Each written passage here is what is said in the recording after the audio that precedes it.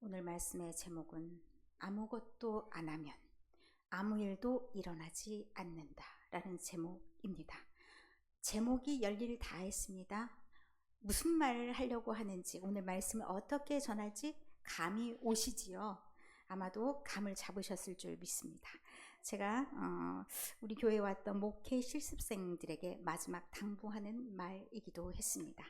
우리가 때때로 어렵고 힘든 순간들이 있습니다. 그런 어렵고 힘든 순간에 나는 복이 지지리도 없어, 난 아무것도 할 수가 없어 라고 생각하면서 아무것도 안 할 수도 있고, 그리고 그 상황에서도 안 하면 어쩔 거야, 한 번은 뭔가 꿈틀하면서 해봐야지, 그러다가 뭐 잘 될지 그것은 알 수 없으니 그래도 해보는 게 낫지 않겠어? 라고 생각하는 사람이 있지요. 여러분이라면 또 여러분이 어떤 사람들입니까? 믿음의 사람들 아닙니까? 여러분들이 믿음이 있는 사람들이라면 이 상황을 어떻게 이해하고 받아들여야 되겠는가? 오늘 말씀을 통해서 이 말씀이 은혜가 되기를 바랍니다. 제가 이 본문을 작년 12월 31일에 1장부터 시작해서 1장 15절부터 시작해서 2장 10절까지의 말씀을 한 적이 있습니다. 혹시 기억이 나시나요? 기억이 나시면 그때랑은 조금 다르니까 기억이 나셔도 은혜가 될 줄로 믿고, 대부분은 기억이 안 나실 줄 믿습니다. 그래도 오늘의 말씀이 또 다른 도전이 될 줄로 믿습니다. 우리가 사는 세상이 어찌 보면 만만치 않은 곳에 매일 던져진다라는 느낌이 들 수도 있지요. 오늘 내가 이렇게 앉아있는 것도 내가 어떻게 앉아있는지 잘 모르겠어 라고 생각하시는 분들도 있을 수 있습니다. 평범한 삶도 있지만 평범하지 못한 그 와중에서도 살아가는 사람들이 있습니다. 마치 오늘 말씀을 준비하면서 가장 와닿는 말씀, 그리고 요즘에 제가 가슴속에 꼭 묻어둔 그 말씀이 있습니다. 마태복음 10장 16절의 말씀, 제가 마지막에 여러분에게 들려주는 말씀이기도 하지만 서두에 시작하는 말씀이기도 합니다. 우리가 한 목소리를 한번 읽어볼까요? 보라, 내가 너희를 보냄이 양을 이리 가운데로 보냄과 같도다. 그러므로 너희는 뱀같이 지혜롭고 비둘기같이 순결하라. 아멘. 마태복음 10장은 예수님께서 제자들을 파송하시면서 제자들에게 주신 말씀입니다. 이 땅을 살아갈 때 이리 적당한 말은 아마도 없을 겁니다. 이 세상이 녹록지 않죠. 잔머리 엄청 굴려야 되는 순간들도 있습니다. 어떻게 지혜롭게 잘 대처할 수 있을까? 내 능력과 내 뜻으로는 잘 안 될 것 같은데, 그때 하나님의 영이 우리와 함께 하셔서 지혜롭게, 그리고 우리가 가는 방향이 올바르게, 이 두 가지를 잘 견지하지 않으면 헷가닥해서 잘못된 방향으로 가기 쉽거나, 아니면 방향은 제대로 갔는데 너무 머리가 안 따라줘서 이상하게 왔다리 갔다리 할 수 있는 그런 상황입니다. 그래서 두 가지가 다 갖춰져야 됩니다. 방향도 올바르고 가는 길도 적절한 방법을 잘 찾아가는 것이 참 지혜입니다. 그런데 아무것도 안 하면 안 되겠죠. 간다라는 것은 뭡니까? 지혜를 얻는다는 것은 뭡니까? 가만히 있으려고요? 누가 나한테 물어보겠지, 그러면 그 적절한 답을 해주겠지, 아니지 않습니까? 우리가 적절히 행해야 된다는 것이 그 앞에 놓여 있는 겁니다. 오늘 말씀의 시작이 사실은 1장하고 연결되어 있습니다. 1장의 상황이 어떤 상황이냐면요, 요셉을 알지 못하는 세왕이 등장했다라는 것이, 저기요, 제가 가로 열고 가로 닫고 잘못 넣었습니다. 1장입니다. 출애굽기 1장 8절 9절의 말씀 이라고 생각하시고 저기는 좀 생각을 접으시고요. 출애굽기 1장 8절 9절에 나와 있는 말씀인데, 요셉을 알지 못하는 세왕이 나타났다. 요셉을 알았다라는 것은 요셉이 어떻게 이 애굽에 들어왔는지를 알면서 그가 가지고 있는 대단한 능력이 하나님께로부터 왔다는 것을 아는 사람들, 그 왕들이 있었을 때는 어떻게 했겠습니까? 이스라엘 백성들을 존중했겠죠. 그들에게 뭔가 특혜를 베풀었을 수도 있고 관대했을 수도 있습니다. 그런데 시선이 바뀌었습니다. 어떻게 바뀌었냐? 이스라엘 백성들이 너무 숫자도 많아. 우리보다 더 강해. 이런 마음이 들면 혹여 이 백성들이 우리나라에 외국 사람들이 침략해서 들어왔을 때 손잡고 우리의 반대편에 서면 어떨까? 이런 걱정이 있죠. 그러면 제거의 대상이 됩니다. 그럴 때 그 사람들이 가지고 있는 능력이나 그 사람들이 강함이나 그 사람들의 숫자가 눈에 가시가 되게 됩니다. 그래서 어떤 조치를 취하냐? 이 사람들에게 많은 일들을 시키는 전략을 썼습니다. 비돔과 람셋을 건축하게 해서 기운을 다 빼. 그러면 이 사람들의 힘이 약해질 거야. 이렇게 생각했는데 약해지지 않았습니다. 그러니까 최악의 수법을 사용했습니다. 그 수법이 뭐냐? 1장 22절에 보면 산파들에게 부탁을 합니다. 쟤네 아들을 낳으면 죽여. 이랬는데 산파들이 지혜롭게 그것을 피해갑니다. 마지막으로 등장하는 것이 이 명령입니다. 자, 이제 아들을 낳으면 어떻게 하라고 말하냐면 갖다 이집트 강에다 버려. 그리고 딸이면 살려. 그러면 씨를 말리겠다는 전략이죠. 이렇게 엄중한 명령이 떨어졌을 때 모두 다 두려움에 떨었는가? 전혀 다른 사건이 오늘 2장에 등장하는 내용입니다. 어떤 레이 부부에 대한 이야기입니다. 특별히 이 사람들을 레이 가족이라고 했고, 이 레이 가족 중에서 모세가 태어난 것은 하나님의 특별한 선택이 있었다는 이야기입니다. 어느 족속 이렇게 말하지 않았습니다. 거룩하게 성별한 그 사람, 하나님이 선택한 그 그룹에서 하나님이 선택한 모세라는 사람이 등장하는 배경으로 쫙 깔립니다. 하나님이 사람을 선택하실 때 거저 선택하지 않는다는 말씀이십니다. 그래서 레이 가족 중 한 사람이 가서 레이 여자에게 장가들었다. 그렇게 시작해서 임신하여 아들을 낳았다라고 말합니다. 그런데 이때 상황이 어떤 상황입니까? 아들을 낳으면 좋습니까? 좋지 않습니다.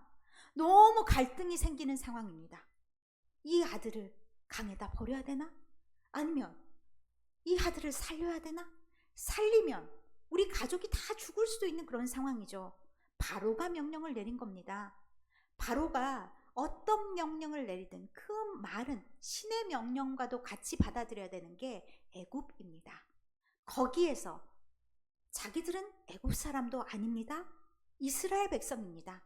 그리고 눈에 가시처럼 여겨지는 존재들입니다. 그러면 납작 엎드려도 시원치 않을 판입니다. 명령을 잘 따르는 게 자신들의 살 길이다라고 생각하는 대다수의 사람들이 있었을 겁니다. 그런데 이 현실을 박차고 다른 행위를 한 사람들이 있습니다. 석 달 동안 숨겼다라고 얘기합니다. 석 달 동안 그 하루하루가 긴장의 연속이었을 겁니다. 아이가 울까?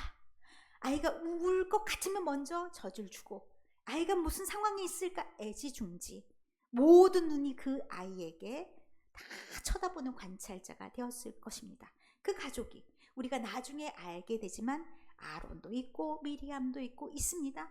그런데 마치 첫 아이처럼 그렇게 보여집니다. 왜냐하면 특별한 하나님의 존재라 그 전에 있었던 존재들은 그보다 못한 존재이기 때문에 마치 성별하여 첫 아이를 낳은 것처럼 기록하여 있습니다. 그 모든 가족들이 다 도왔겠죠. 그래서 3달 동안 그렇게 숨겼다라고 하는데 그 가운데 숨긴 이유가 잘생긴 것 이렇게 나와 있습니다. 오해하기 쉽습니다. 그러면 잘생기지 않았으면 버렸을까? 이런 질문을 하게 되죠. 그것이 아니라 뭔가 달라. 비범해. 하나님이 이 아이는 특별하게 뭔가 주신 것 같아. 그런 느낌이 그들에게 있었다는 겁니다. 얘는 꼭 살려야 될 존재이겠다라는 그런 느낌이 그 부모들에게도 있었다는 거죠. 그래서 어떻게 해야 되냐? 제일 먼저는 숨겼습니다. 두 번째는 더 이상 숨길 수가 없게 됐어요. 아이가 자라면 100일 무렵이 된 거잖아요. 100일 무렵이 되면 아이도 활동을 조금씩 시작하면서 여러 가지 이제 반응들을 보이게 됩니다. 그러면 소리가 나갈까 두려운 게 되는 거죠. 소리가 나가면 어떻게 됩니까? 누군가 밀고 할 수 있습니다. 알려질 수 있습니다. 그러면 이 상황이 그 아이뿐만 아니라 가족의 모든 상황이 다 어려워질 수 있는 그런 어려움이 있습니다. 그때 이제 이 아이를 어떻게 하냐? 더 이상 숨길 수 없게 되어서 갈대 상자를 준비하였다라고 얘기합니다. 자, 이 갈대 상자를 가져다가 역청과 나무 진을 칠하고 이렇게 해서 나일강가 갈대 사이에 두었다라고 말합니다. 이게요, 지금 오늘 말씀에 거기 다마와 사이에 두고, 이게 히브리어는 똑같습니다. 거기에다 놓았다라고 말하시면 됩니다. 아기를 상자에 놓았다. 그리고 나무 갈대 사이에 놓았다. 약간의 고정되어 있는 느낌도 없지 않아 있습니다. 그래서 조금 이따 이제 사진을 보도록 하고요. 이 어디에 넣었다 얘기하냐면 갈대 상자에 넣었다고 얘기하는데, 이 상자를 의미하는 말은 창세기 6장 14절에 나와 있는 방주와 똑같은 히브리어 단어입니다. 어떤 의미가 있습니까? 어떤 어려움 속에서도, 풍파 속에서도 구원하여 줄 방주와 같은 역할을 할 수 있으리라 기대한 의미가 있습니다. 은신처, 피난처의 의미도 그럼으로써 될 수가 있는 겁니다. 그 방주에 넣었습니다. 그리고 그 방주를 갖다가 어디다 두냐? 갈대 위에다가 사이에다 둡니다. 우리가 흔히 알고 있는 강가의 갈대를 생각해 보시면 됩니다. 저거는 이집트 강가에 있는 현대판 갈대밭입니다. 갈대밭에 가보시면 여러분 머릿속에 한번 여러분이 멋있다 생각하는 그 갈대밭을 떠오르게 됩니다. 그러면 그 갈대 사이사이가 조금은 여백이 있은 공간들도 있죠. 갈대 사이에 두었다면 그 틈새에 넣어 두었다는 얘기입니다. 잘 보입니까? 여간에선 잘 안 보입니다. 왜 그렇게 두었을까요? 누군가 쉽게 발견되지 못하게 하기 위해서 그 자리에 둔 겁니다. 그리고 쉽게 떠밀려가지 않기 위해서도 그 자리에 둔 겁니다. 떠밀려가면 저기에 갖다 둔 의미가 없잖아요. 구원의 방주여야 되는데 방주의 의미가 없잖아요. 그렇기 때문에 그렇게 사이에 두면서 그냥 사이에 두고 아무 일도 안 했더라가 아닙니다. 여기까지는 누구의 역할이었냐? 어머니로서, 어머니가 긍휼한 마음으로 자녀에게 베푸는 최선을 다했습니다. 어머니가 100일 동안 그 아이를 안전하게 보호하고 그 다음에 방주를 만들어 그 아이가 물에 빠지지 않는 방주, 그리고 누군가의 눈에 쉽게 띄지 않는 곳에 갖다 둡니다. 어머니의 노력이죠. 그 다음부터 누구의 노력이 있냐? 누이 미리암의 노력이 있습니다. 미리암은 이 장소가 굉장히 은밀하면서도 알려진 장소였는지는 잘 모르겠습니다. 누가 올 수 있는 장소에 뒀냐?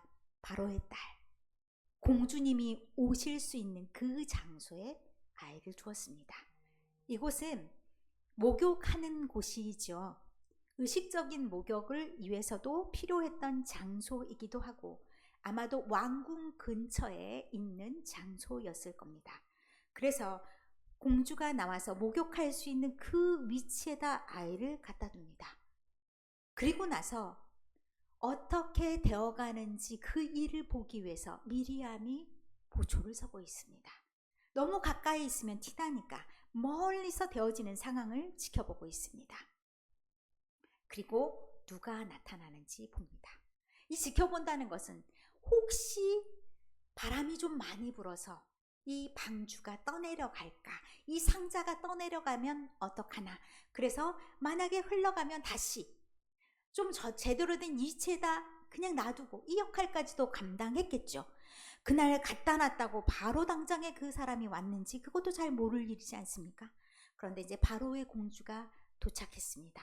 바로의 공주가 와서 그 아이를 발견하기까지의 시간이 얼마나 걸렸을지도 알 수가 없죠. 이 아이가 울어야 사실은 여기 뭐가 있네? 이게 발견되는 거죠. 아이가 배가 고파서 웁니다. 그 다음부터는 이제 공주의 마음이 굉장히 중요합니다. 공주의 마음이 딱 뚜껑을 열어봤어. 어머, 이거 족속이 다르거든요. 애굽 사람들과 이 히브리 민족의 색깔, 얼굴 색깔이 다르다는 게 아니라 생김새가 다릅니다. 그런데 이걸 딱 보고 우리 아버지가 명령한 명령 기억해야지 라고 생각하면서 그 아이를 잘 떠내려가게 놔두면 어떻게 합니까? 할 수 없습니다. 지금부터가 누구의 역할일까요? 지금부터가 누구의 역할일 것 같습니까? 지금부터 그 마음을 움직이는 게 누구일까요? 하나님이시죠. 그 마음에 긍휼의 마음을 불어넣어 주시는 분도 하나님이십니다. 여기까지 사람의 역할을 했습니다. 이제 하나님의 역할을 안 해주시면 합작품이 나오지 않습니다. 거기까지 사람들이 옮겨놓고 움직이고 지켜보는 그 사이에 하나님이 짠 하고 역사를 하셨는데 이 마음에 긍휼의 마음을 주셔서 우리 아버지가 미친 정책을 해서 많은 사람들을 이렇게 살생하는구나라고 생각했을지 아니면 단지 그 아이가 불쌍해서 했을지는 알 수 없습니다. 그러나 어쨌든 이 마음속에 이 히브리족 속의 아이네 너무 불쌍하다, 안 됐다, 이 아이를 어떻게 할까라는 마음이 이 공주에게 들었던 겁니다. 이 공주를 딱 지켜보자니 누가 이걸 지켜보고 있다고 했습니까? 미리암이 멀리서 지켜보고 있습니다. 냅두면 어떻게 돼요? 아이고 불쌍하다, 안 됐다, 상황 끝나면 이것도 안 됩니다. 적절한 시기에 그 시간을 포착해서 나타날 수 있는 인간이 있어야 됩니다. 미리암이 갔습니다. 공주님을 위해서 아이를 젖줄 사람이 필요하지 않습니까? 라는 얘기를 합니다. 사실 이게 공주를 위한 겁니까? 누가 배가 고픕니까? 아이가 배가 고픕니다. 공주를 위한 것이 아닙니다. 말을 엄청 지혜롭게 해야 됩니다. 누구처럼? 뱀처럼. 엄청 지혜롭게 말했습니다. 당신을 위해서, 공주님을 위해서 아이를 젖먹일 사람이 필요하시죠? 이렇게 물으니까 하고 대답했습니다. 그 상황에 쫙 흘러갑니다. 마치 그것이 공주를 위한 일이 되었습니다. 아마도 이 상황에 공주가 아이를 좋아했거나 아이를 원했거나 그랬을 줄 믿습니다. 공주가 아마 처녀였으면 아이를 못 길렀을 수 있습니다. 그런데 나중에 아이를 데려가다가 기르는 것으로 봐서는 아이를 낳을 수 없는 뭔가의 이유가 있었으리라. 이거는 어디까지나 저의 소설입니다. 어쨌든 그런 일들이 있어서 흔쾌히 받아들이지 않았을까라는 생각을 해보았습니다. 그런데 이 아이를 데리고 자기가 당장 데리고 갈 수는 없습니다. 자기가 낳지 않았다는 건 다 알잖아요. 생김새도 다르잖아요. 그 아이를 자기 아버지가 그렇게 노여워하고 있는 상황에서 데리고 올 수도 없고 기를 수도 없어서 누구에게 부탁하냐? 유모를 데려와 해서 유모를 데려왔더니 그 유모에게 당신의 집에서 이 아이를 길러주십시오 라고 말합니다. 그리고 싹슨 얼마든지 내가 줄게요. 그러면 엄마가 기르는데 엄마가 돈도 받으면서 기르는 그런 상황이 됐죠. 이 상황은 여러 가지를 말할 수 있습니다. 엄마가 아이를 기르면서 모유를 수유하면서 아이에게 무슨 말을 할 수 있습니까? 너는 히브리 족속이다. 어디에 가서든지 너는 하나님을 잊어서는 안 돼. 너의 민족을 잊어서는 안 돼. 네가 나중에 궁궐에 들어가더라도 너는 이것들을 잊어버려선 안 돼 라고 신앙교육을 시킬 수가 있습니다. 젖을 때는 나이가 늦게는 7살, 빠르면 만 3세라고 하니까 4, 5세가 될 무렵입니다. 말기 다 알아듣습니다. 그 나이까지 엄마에게 기름을 받았다? 굉장히 중요합니다.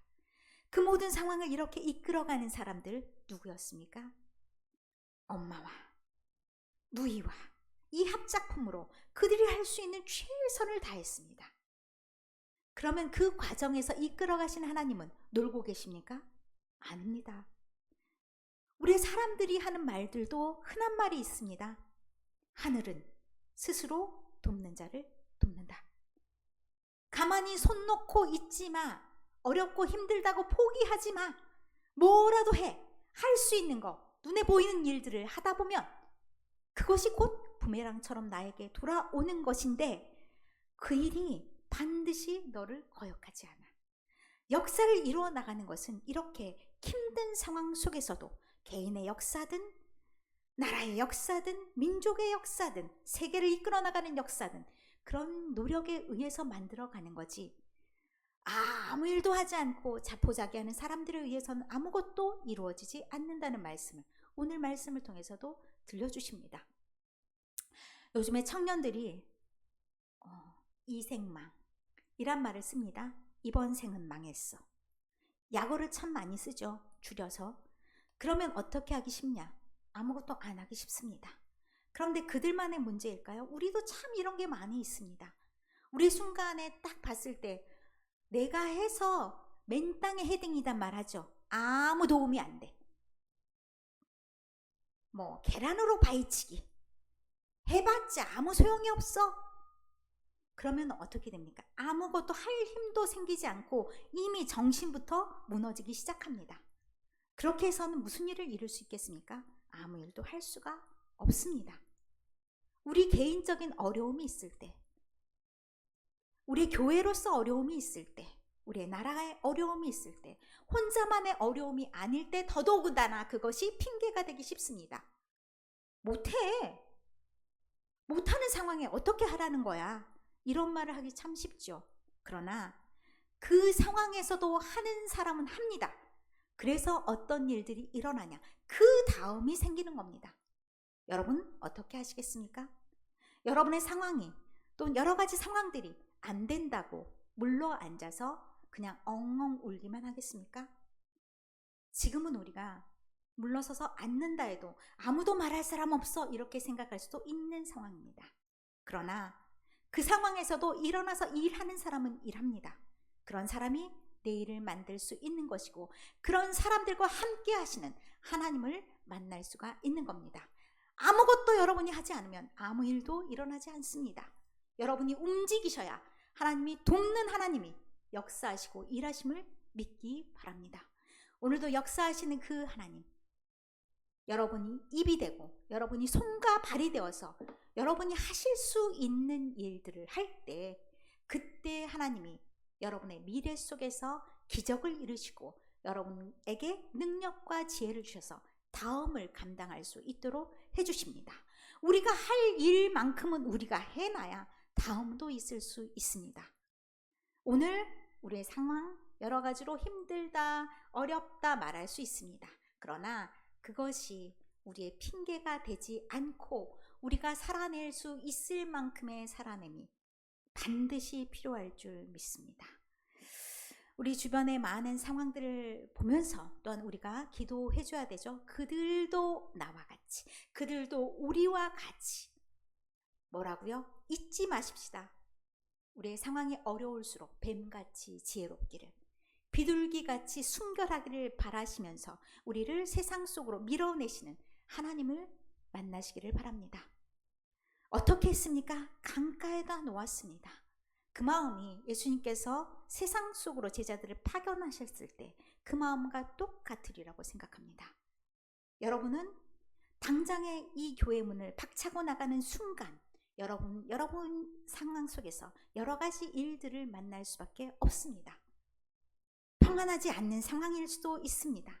덜덜 떨리는 순간일 수도 있고 여러 가지 두려움 속에서 절망할 수도 있습니다. 그러나 여러분의 마음이 어떠해야 되냐? 비록 다음 순간을 내가 기대하지 못할 것 같은 그런 참혹한 순간이라 할지라도 정신을 바짝 차리시기 바랍니다. 항상 기억하시기 바랍니다. 예수님께서 우리에게 당부하셨던 저 말씀이 양을 이리 가운데 보낸것 같다고 통탄하시면서 우리에게 경고하신 저 말씀처럼 뱀같이 지혜롭기를, 비둘기같이 순결하기를 제가 여러분에게도 간곡히 부탁드립니다. 비록 우리가 연약할지라도 우리는 우리의 손을 놓고 있으면 안 됩니다.